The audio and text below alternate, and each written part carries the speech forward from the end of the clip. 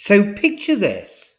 You're sat at your desk, you're sipping your coffee, you're scrolling your bank app, and boom, 149.99 is withdrawn for something called Megatech Pro, an annual plan. The problem is you've got no idea what it is. You never approved it, but Autopay did. And sadly, you're not alone. So, according to Forbes Advisor, Americans waste over $720 a year on services they don't even realize they're paying for, and it's all because of autopay. So, in this video, we're uncovering the 6 specific bills that financial experts warn you should never ever put on autopay. Why? Well, because they're the ones most likely to cause overdrafts, billing errors, or even flat out financial sabotage. And the worst part? Well, you didn't even notice that it's happening. So let me tell you a story about me. Years ago, I signed up for a free trial of an online meal delivery service. I never used it, and to be honest, I forgot about it. 7 months later, I realized I'd been charged $84.99 every single month. So that's nearly $600 just vanished, all because I blindly trusted Autopay. Now, just before we take a deep dive into these 6, it's imperative you hit that like button and subscribe so that you get notified the minute we produce another game-changing video that affects your finances. I promise you'll truly appreciate it, so buckle up and let's take a deep plunge straight in. So let's start with number 1, gym memberships. Now, gym memberships are one of the biggest financial traps because they play on a human weakness, and that's optimism bias. We think we'll go 3 times a week. We believe that this time it's different. We believe that now Christmas is over, we're definitely going to go to the gym. But financial expert Clark Howard warns that gyms are notoriously difficult for cancellation policies, and many of them will continue to bill you even if after you stop going or you've cancelled your membership. So even worse, some small gyms will sell your data to third-party billing companies who then outsource collections if you dispute the charge. So here's a rule of thumb. If it's a reoccurring charge from a business that requires in-person cancellation, whatever you do, don't put it on autopay. On to number 2, subscriptions that you rarely use. Now, for this, I'm going to talk about those annoying digital subscriptions, the things that we get on Roku and stuff like that. So we're living in what economists call a subscription economy. But here's the trap. You get a free trial, you set up autopay, and then guess what? You forget about it. So rinse and repeat. Now, according to West Monroe, 89% of Americans underestimate their monthly subscription spending. So, from multiple streaming platforms to, say, niche learning apps that you haven't opened since last February, well, these autopays quietly snowball. Now, here's a true story that I read on Reddit. One user had 14 active subscriptions that totaled $372 a month, and they thought they were spending maybe $100. So here's my pro tip. Use apps like Rocket Money or Trim to audit your subscriptions, but always, always cancel manually through the provider's website to avoid shady rebilling tactics. Now let's cover number 3, utilities with fluctuating rates.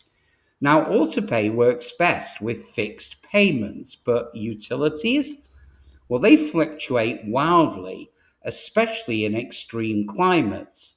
Air conditioning in the summer, well, you might just triple your bill. Gas in the winter, exactly the same thing. And if your account balance isn't padded to handle those big swings, well, one big utility bill can trigger multiple overdrafts.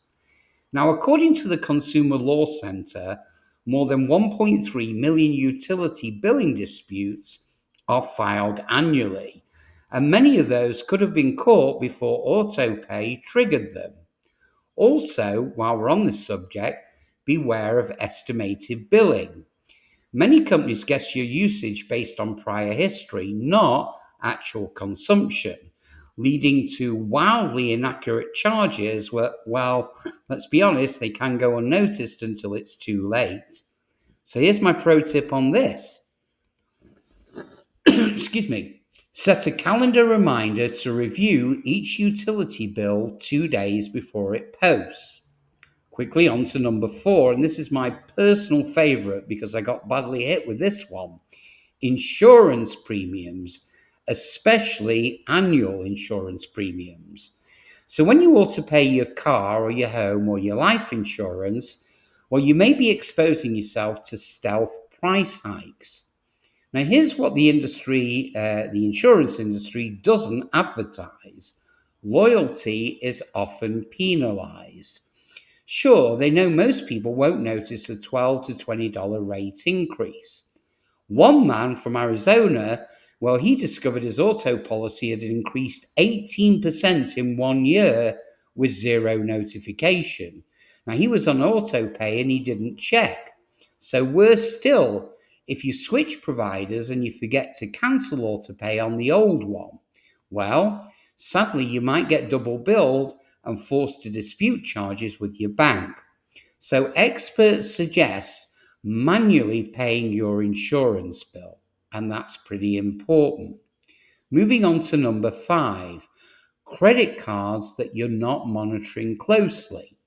Now, auto paying your credit card sounds like a great move until it hides fraudulent charges or reoccurring subscriptions that you forgot all about. Now, let's say a scammer gets into your information and racks up a bill for $300. Well, if you're on autopay, you'll pay it automatically without even realizing it. So always review your statement first. Now, as always, here's the pro tip. Instead of full autopay, set up minimum payment autopay to avoid late fees, but still review your full balance every single month. So now we've covered 5, we're finally on to number 6, and that is any account tied to a checking account with a low balance. Now this one's sneaky, but it's dangerous. So if you also pay from a checking account that regularly dips low, well, you're exposing yourself to costly overdraft fees, sometimes $35 or more per charge. Even worse, multiple autopays hitting at once, well, that can trigger a cascade of overdrafts, draining your account and possibly bouncing important payments like rent or car notes. So use a separate account with a buffer, or better yet, use credit cards for autopay when appropriate, then manually pay that card. So remember, autopay can be your best friend or your worst financial enemy. So if it's helping you avoid late fees on fixed monthly expenses like rent or your mortgage, well, that's great. But if you're blindly auto-paying for services that you rarely use, or you're exposing yourself to variable bills with surprise charges, then you're walking a financial tightrope with no safety net. So do me a favor, take 30 minutes today to audit every autopay linked to your account. You'll probably find at least one that's silently draining your money, and stopping it could be the easiest $300 that you'll ever save. So, if this video opened your eyes, tap that thumbs up and hit subscribe for more real-world financial tips that you can actually use. And do me a favor, share this with a friend who might be stuck on the autopay hamster wheel. And let me know in the comments, what's the craziest thing you forgot was on autopay? And in the meantime, I'll see you on the next one. Have a great day.